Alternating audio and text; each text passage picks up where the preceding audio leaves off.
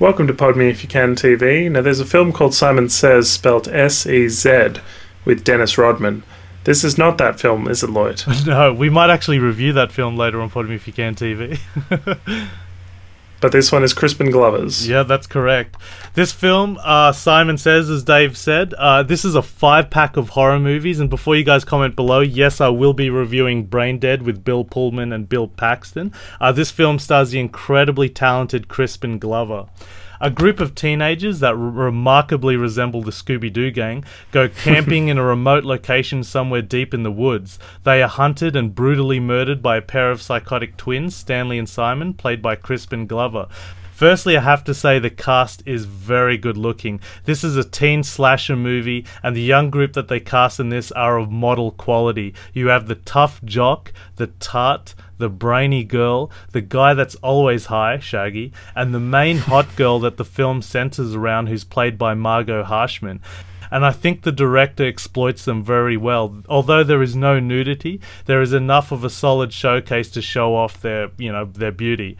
Crispin Glover finally has a lot of time, and I think he has a lot of fun with this as a lead character, especially a villain in a movie. I think Crispin Glover is an incredibly talented actor, and it's just good to see him in a full-length feature film. He overplays the southern accent a little bit, but yeah, it's just great, to see him in a key star role. My favourite performance of him is still in Back to the Future Part 1.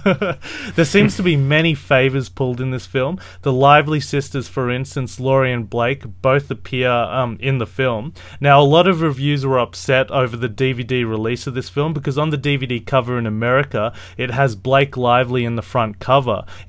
She's popular from Gossip Girl and things like that. Her career's doing really well, implying that she's starring in the movie when in fact she's only in the film for about 5 minutes at the very end.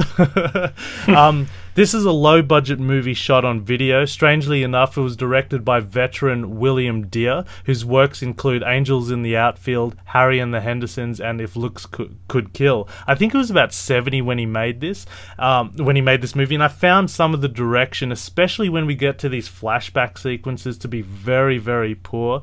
The special effects were awful, and the acting was so over the top. It's as if it was done by a second unit. The acting, oh my gosh, I can't get over it. And the CGI, a lot of the CGI looked really awful. There's also like this paintball sequence. Crispin Glover's hunting down the teenagers, killing them one by one, and then all of a sudden another group of campers appears that are playing paintball. The editing there and their appearance is so jarring. It's just like, whoa, it seems like it was just stitched together. I just found it really offsetting, and it took me out of the movie. There are many creative kills in this movie, one involving a machine that fires a seemingly endless array of pickaxes. The woods are set up with all kinds of traps, and there is some really nasty gore, and especially some creative yet horrific makeup of dead bodies. Now, I don't know if it's my age, but the constant use of CGI, and there's a lot in this movie, especially bad CGI, takes me out of movies. I am a horror fan, and I prefer puppetry and makeup to the use of CGI that seems to be rampant in most modern horror films. A lot of horror films are very enthusiastic about this movie. Personally, I was very bored. I just found it to be too mindless and cheap.